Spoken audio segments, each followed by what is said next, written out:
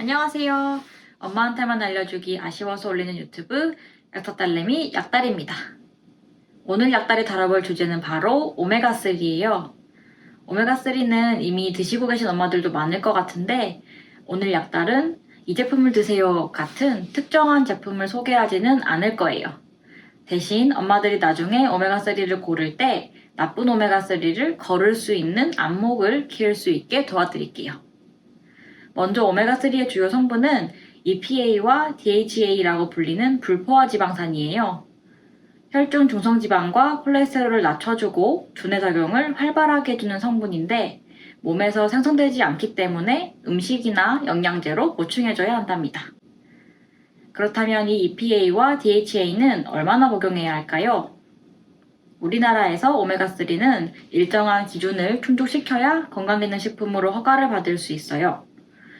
유래 원료에 따라서 그 기준이 조금씩 다른데 어류 유래 원료는 18% 이상, 바닷물범 유래 원료는 12% 이상, 그리고 조류 유래 원료는 30% 이상의 EPA와 DHA가 함유되어 있어야 돼요. 요즘에는 건강기능식품들의 퀄리티가 상향 평준화되어서 이 함량이 70%에서 80% 이상의 제품들도 많이 나와 있어요. 하지만 함량을 제대로 표기하지 않거나 함량이 낮은 제품을 높아 보이도록 눈속임하는 경우도 있으니 꼼꼼하게 확인해 봐야겠죠? 지금 드시고 계신 오메가3가 있으시다면 약달과 같이 함량을 확인해 봐요. 첫 번째 오메가3 제품을 한번 살펴볼게요. 먼저 박스에 표시되어 있는 1250mg은 EPA와 DHA의 용량이 아닌 캡슐 하나의 전체 용량이 얼마인지를 나타내는 숫자랍니다. 보통 이 숫자가 1000이 넘어가면 캡슐 크기가 조금 크다고 생각하시면 돼요. EPA와 DHA는 이렇게 따로 표기가 되어 있을 거예요. 이 제품은 EPA와 DHA 합이 600mg이니 함량은 480% 정도가 되겠네요. 다음 제품을 한번 살펴볼까요? 한 캡슐이 520mg인데 EPA와 DHA의 합이 600이라고 되어 있어요. 그러면 앞에서 살펴본 제품보다 좋은 제품일까요? 상세 페이지를 자세하게 읽어보면 이 제품은 일일 섭취량이 2캡슐인데요. EPA와 DHA의 합이 600이라는 것은 하루에 2캡슐을 섭취했을 때 얻을 수 있는 EPA와 DHA의 합을 뜻하는 거예요. 즉 함량은 57% 정도 되는 제품인 거죠. 다음 제품은 EPA와 DHA의 합이 1650의 고함량 제품이라고 광고를 하고 있어요. 그런데 상세 페이지를 잘 읽어보면 하루에 4캡슐을 먹어야 하는 제품이에요. 즉 함량은 60% 수준인 거죠. 이런 미묘한 표현 차이에 속지 않도록 조심하세요. 이제 오메가3의 함량을 확인하는 방법을 잘 아시겠죠? 앞으로 오메가3를 구매하실 때에는 EPA와 DHA의 함량이 70에서 80% 이상인 제품을 선택하세요. 만약 함량이 40% 이하인 오메가3를 고르시게 되면 함량이 80% 이상인 오메가3와 동일한 효과를 보기 위해서 2캡슐을 섭취해야 돼요. 함량이 낮을수록 일일 섭취량은 늘어나고 그만큼 가격도 비싸지기 때문에 함량이 50%가 안 되는 제품들은 선택하지 않으시는 게 좋습니다. 다음으로는 오메가3 대신 많이 먹는 크릴 오일에 대해서 말씀을 드릴게요. 요즘 TV나 인터넷에서 워낙 광고를 많이 하는데 약달은 개인적으로 이 크릴 오일을 추천하지 않아요. 과대 광고의 대표적인 예시라고 생각하기 때문인데 그 이유는 첫 번째, 크릴 오일은 건강기능식품이 아닌 일반 식품이기 때문이에요.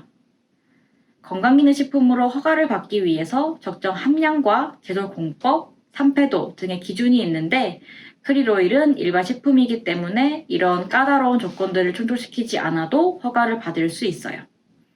실제로 약달이 이 오메가3와 크릴 오일의 품질을 한번 확인해 보기 위해서 한국기능식품연구원에 품질 시험을 의뢰해 봤어요.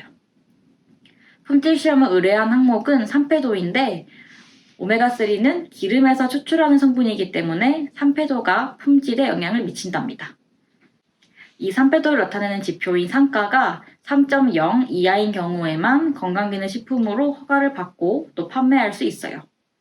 자, 결과를 한번 볼까요? 오메가3의 산가는 0.83으로 기준을 충족한 반면 크릴오일은 22.12로 기준을 충족시키지 못했어요. 그럼에도 불구하고 이 크릴오일이 판매될 수 있는 이유는 크릴오일이 건강기능식품이 아닌 일반 식품이기 때문이에요.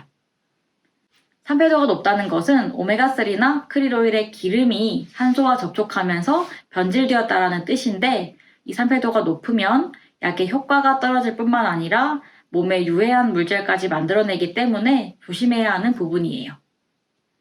약달이 크릴오일을 추천하지 않는 두 번째 이유는 낮은 EPA와 DHA의 함량 때문이에요.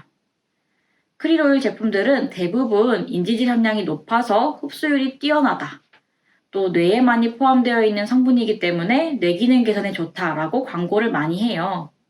하지만 인지질은 실제 이러한 효과와는 아무런 관련이 없답니다. 정작 중요한 EPA와 DHA의 함량은 제대로 표시하지 않는 경우가 너무 많아요.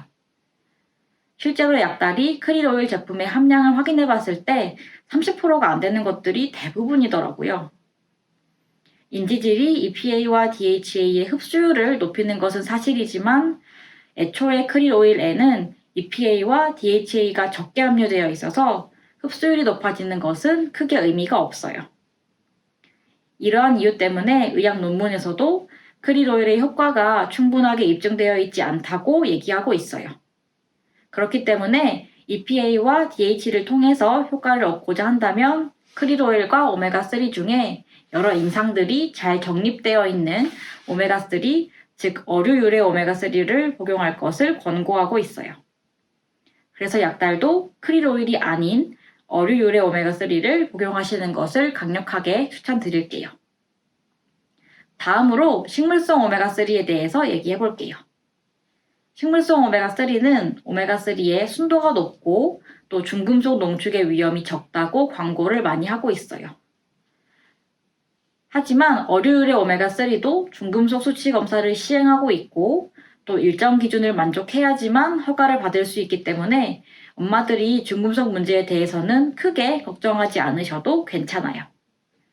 그리고 식물성 오메가3는 EPA와 DHA 성분 중에 DHA만 들어있는데 식약처에서 인정한 혈중 중성지질 개선, 혈행 개선, 안구 건조 개선 등의 효과는 이 두 성분을 모두 포함하고 있는 오메가3에만 허가한 내용이에요.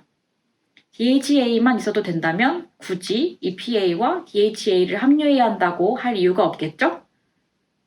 또 DHA가 체내에서 EPA로 전환되기 때문에 괜찮다라는 이야기를 하기도 하는데 여러 연구 결과들을 요약해보면 실제 전환 비율은 10% 정도밖에 되지 않아요. EPA와 DHA는 각각의 고유한 역할이 있기 때문에 DHA 하나만 있어도 충분하다라는 것은 설득력이 떨어져요. 최근에 EPA 단일 제제를 4g 복용했을 때 혈중 중성지방이 감소하고 심혈관계 질환의 발생 위험도가 25%까지 감소시켰다라는 중요한 연구 결과도 있었답니다. 즉 혈행 개선이나 중성지방 감소를 목적으로 오메가3를 드시고 계신다면 EPA 성분은 필수이고 DHA 단일 성분만 포함하고 있는 식물성 오메가3는 충분하지 않아요. 자, 나쁜 오메가3는 거르고 엄마들 몸에 도움이 되는 오메가3 고르는 방법을 정리해 볼게요. 첫 번째, EPA와 DHA의 함량이 70에서 80% 이상인 오메가3 고르기. 두 번째, 효과가 충분하게 입증되지 않은 크릴오일은 피하기. 세 번째, 혈행 개선과 중성지방 개선을 목적으로 한다면 EPA와 DHA를 모두 함유하고 있는 제품 고르기. 이 세 가지만 꼭 기억하세요. 요즘에는 워낙 건강기능식품들의 품질이 다 좋아져서 EPA와 DHA 함량, 또 순도가 높은 제품들이 많이 나와 있어요. 그렇기 때문에 중요한 것은 어떤 제품을 고르시던 3개월 이상 꾸준하게 복용하는 것이에요. 가격이 터무니없이 비싸거나 과대 광고하는 제품들은 과감하게 거르고 고른 오메가3를 꾸준하게 먹는 것. 이것이 바로 약달이 추천하는 올바른 오메가3 복용법이랍니다. 오메가3 관련해서 또 궁금한 내용이 있는 엄마들은 언제든지 댓글로 남겨주세요. 오늘 영상이 도움이 되셨다면 좋아요와 구독 꼭 눌러주세요. 지금까지 약달이었습니다. 감사합니다.